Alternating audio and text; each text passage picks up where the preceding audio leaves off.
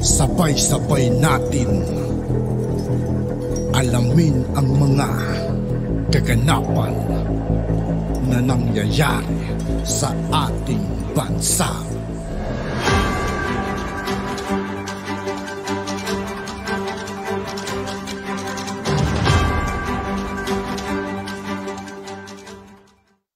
Yo, what's up mga kaibigan? This is I2K po again. Ngayon nandito naman ulit tayo sa channel ni Pinas News Insider. Dito naman ulit tayo magbibigay ng komento at reaction. Kaya samahan niyo ako guys. Let's go!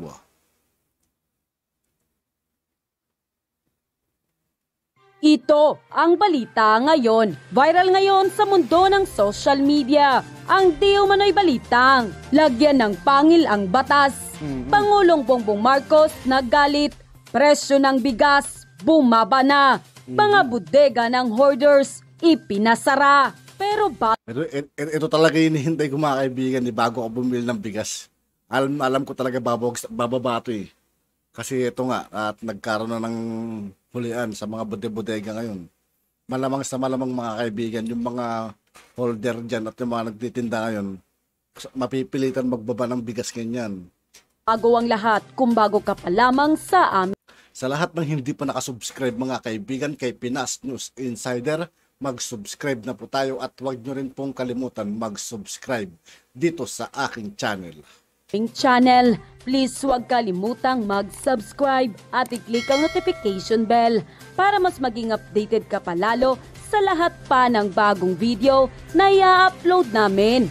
At eto na nga mga kababayan, Pangulong Bongbong Marcos, labis ang pagsisikap na mawala na ang sindikato na kumukontrol sa supply at presyo ng bigas sa Pilipinas. Ito nga ay matapos ipag-utos ni Pangulong Bongbong Marcos ang pagtatakda ng price selling sa presyo ng bigas sa buong Pilipinas para maiwasan ang pagsasamantala at overpricing ng mga ibang negosyante sa presyo ng bigas. Kaya inaprubahan ni Pangulong Bongbong Marcos ang rekomendasyon ng Department of Agriculture and Department of Trade Industry para magtakda ng price selling sa presyo ng bigas sa merkado. Ito ay ang Executive Order 39 na nagtatakda ng presyong 41 pesos kada kilo para sa regular milled rice, habang 45 pesos naman kada kilo para sa wheel milled rice na ipapatupad sa buong. Good news nga to mga kaibigan, na mawawala na yung mga 50 ganun. Nasa 41 daw eh.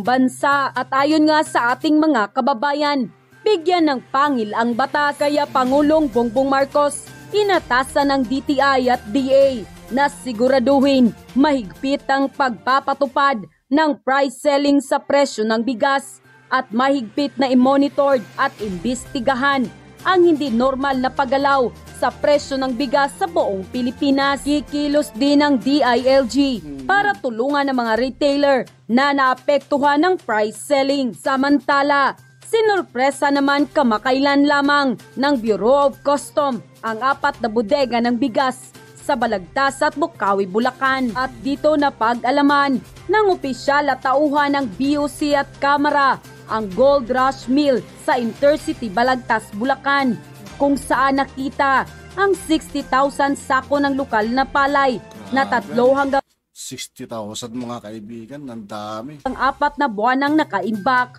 Bukod nga dito, aabot din sa 65,000 na sako ng imported at lokal na bigas ang napag-alaman sa kaparehong warehouse. Isang warehouse naman ang pinuntahan ng mga otoridad na nasa 70,000 sako ng imported na bigas mula sa madaling salita mga kaibigan, may 200 garod yun. Kasi kung 60, 260, 120 plus 70, di ba?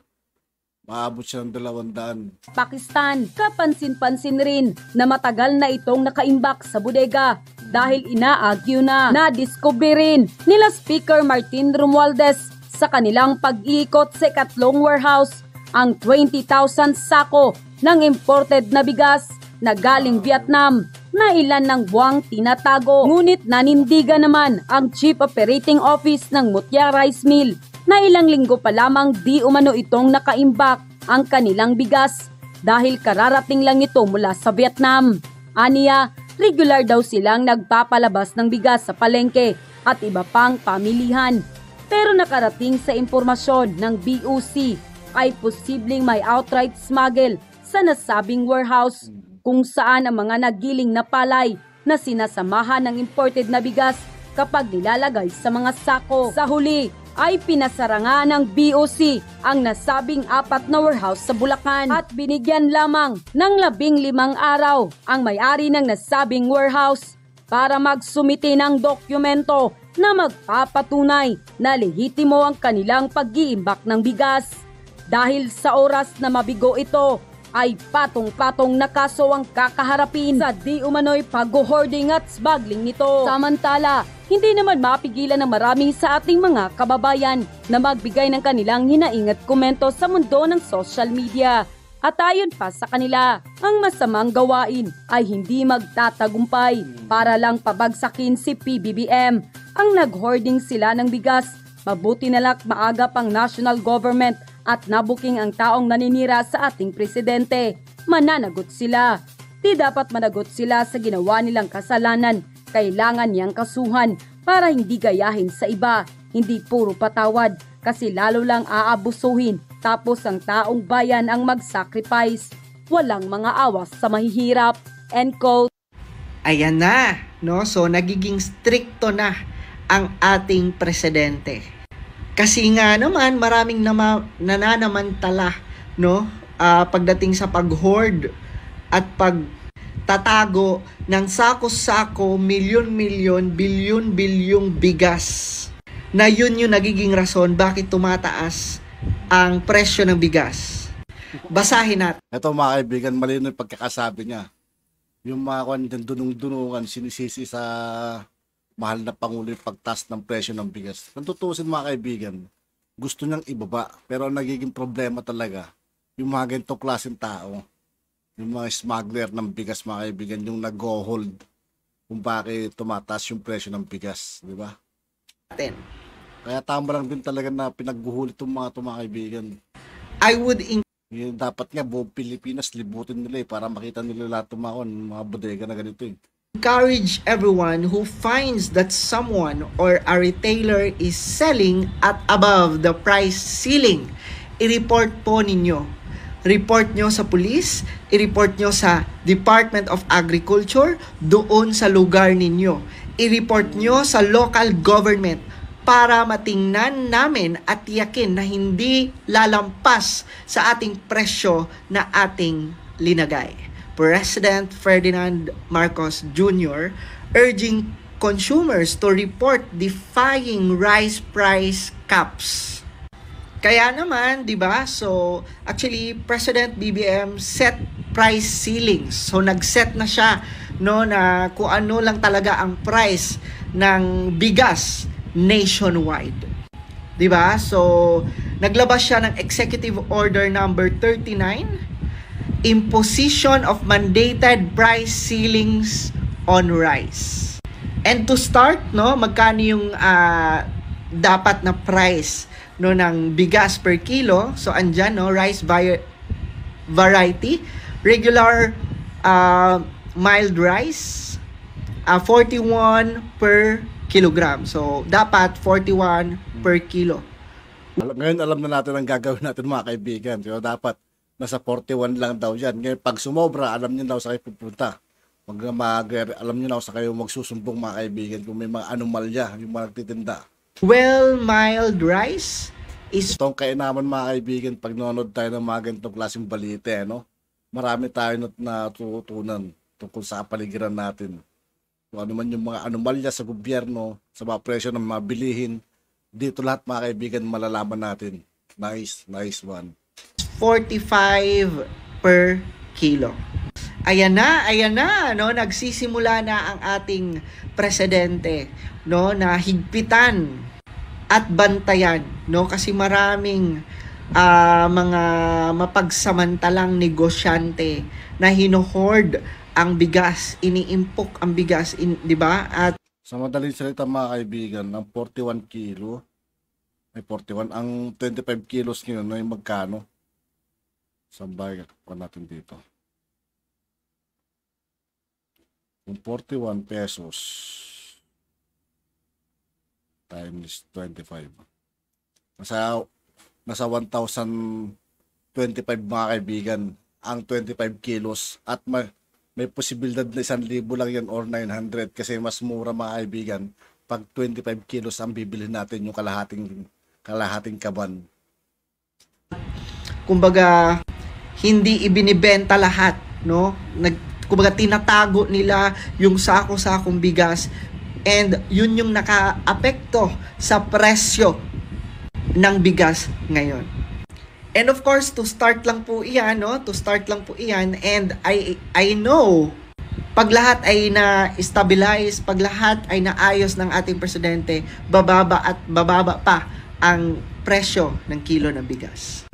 So, trust the process lang po tayo, no? Kumbaga, magtiwala lang tayo sa ating presidente kasi ginagawa naman niya yung kanyang makakaya para matulungan tayong maibsan, no, ang presyo ng bigas na bababa ito para sa ating mga kababayan. I repeat, hindi ganun kadali, hindi ganun kabilis, pero 'di ba? As you see naman, ang ating presidente ay gumagawa ng hakbang para, 'di ba, para maibsan ang problema sa presyo ng bigas. So, paano ba 'yan, 'di ba? So, imagine niyo, executive order na mismo, no? And nakalagay nga diyan, no, 'di ba? Whereas Section 2 of Republic Act number 7581 or the Price Act as amended by RA number 10623. Pag bumili ako ng bigas mga kaibigan, i-vlog natin, makikita natin kung totoo na talaga to. Kung sakali mang hindi, magsumbong tayo sa gobyerno mga kaibigan. Yun naman ang sabi nila, di ba? May nilabas naman ng memorandum na ganyan. Kaya may karapatan tayo magsumbong. Declares it a policy. Pangulo na may utos dyan mga kaibigan. Kaya wala silang magagawa. Kaya i-vlog natin yung mga kaibigan pag bumili ako ng bigas. Abangan nyo. Of the state to provide effective and sufficient protection to consumers against hoarding, profiteering, and cartels, di ba, with respect to the supply, distribution, and pricing of goods during periods of calamity, emergency, and widespread illegal price manipulations and other similar situations. Good job, Mr. President, and sana mas bumaba pa ang presyo ng bigas at mailabas na sa market, no, kung sino man yung mga negosyanteng tinatago nila at nag-iimbak ng sako-sakong bigas para mas stabilize at bumaba na ang presyo, 'di ba, ng bigas per kilo ng bigas. At yun na nga mga kababayan. At yun nga po mga kaibigan, dito po nagtatapos ang ating reaction video. Muli, ako po si I2K ng Sundalo ng Dunggalo at 811. Maraming salamat sa patuloy na pagsuporta. Yeah, peace out.